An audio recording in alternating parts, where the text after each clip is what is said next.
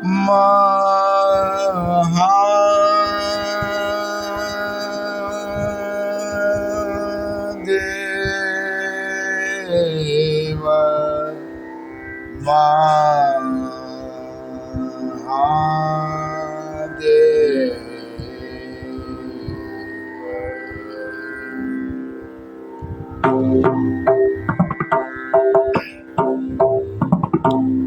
हर हर महादेव देव हर हर महादेव देव नाद वेद जाके नाद वेद जाके हर हर महादेव देव हर हर महादेव देव हर हर महादेव देव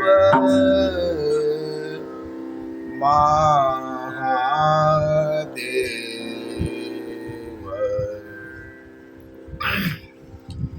धर्म प्रेमी बंधुओं, आज श्री शिव महापुराण रुद्र संहिता पार्वती खंड का 10वां अध्याय में शिव जी के ललाट से भौमोत्पत्ति की कथा आप सब सुनेंगे।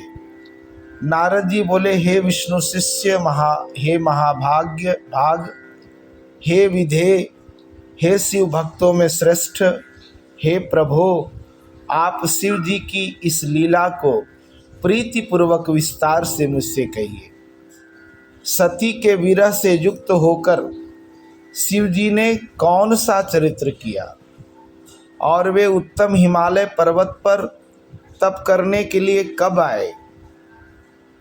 शिवा और शिव जी का विवाद और कामदेव का विनाश किस प्रकार हुआ?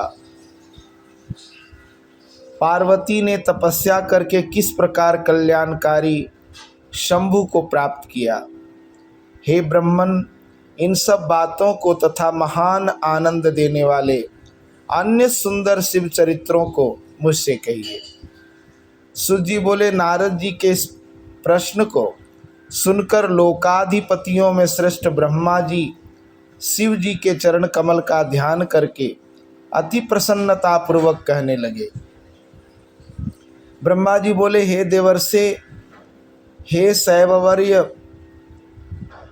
मंगल करने वाले, उत्तम भक्ति को बढ़ाने वाले पावन शिव चरित्र को आदर पूर्वक सुनिए। अपने पर्वत पर आकर प्रिया के विरह से दुखी शंभु ने प्राणों से भी बढ़कर अपनी प्रिया सती देवी का हृदय से स्मरण किया।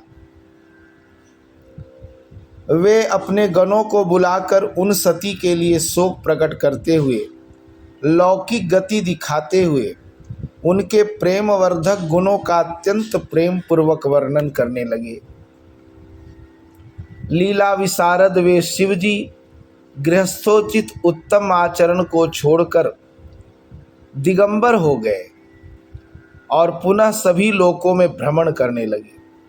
सती के विरह से दुखी हुए भगवान शंकर को कहीं भी सती का दर्शन प्राप्त नहीं हुआ। तब भक्तों का कल्याण करने वाले शिवजी पुनः कैलाश पर्वत पर आ गए। इसके बाद उन्होंने यत्नपूर्वक मन को एकाग्र कर दुख दूर करने वाली समाधि लगाई और अपने अविनाशी स्वरूप का दर्शन किया। इस प्रकार मायाधीश त्रिगुणातीत विकार रहित पर ब्रह्म स्वयं प्रभु सदाशिव स्थायी होकर समाधि में बहुत दिनों तक लीन रहे।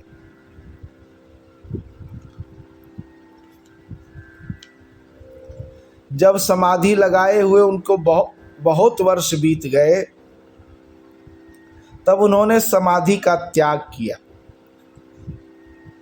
उस समय जो चरित्र हुआ उसे मैं आपसे शीघ्र कह रहा हूं।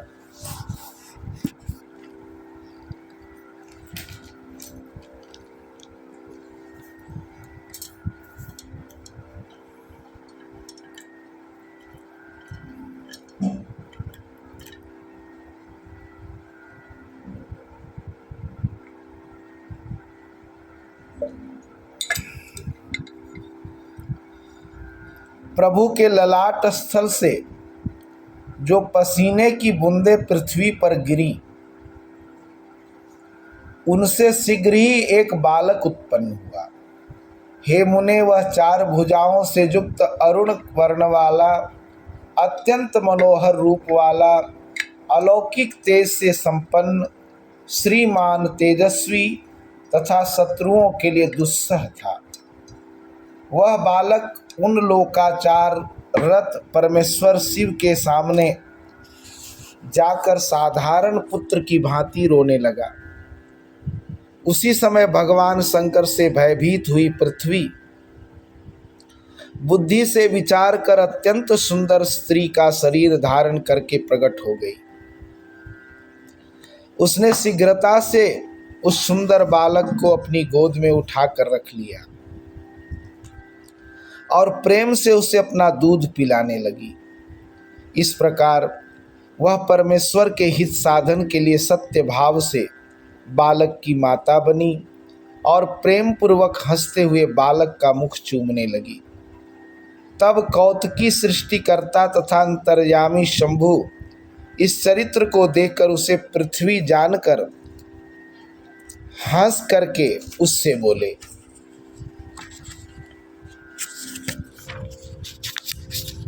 हे धरणी, तुम धन्य हो। तुम मेरे पुत्र का प्रेम से पालन करो। यह श्रेष्ठ बालक मेरे महा तेजस्वी पसीने से तुम में उत्पन्न हुआ है। हे छिते, यद्यपि मेरे श्रमजल पसीने से उत्पन्न हुआ यह बालक मुझे बड़ा प्रिय है, फिर भी यह तुम्हारे नाम से विख्यात होगा और सदा तीनों तापों से रहित होगा।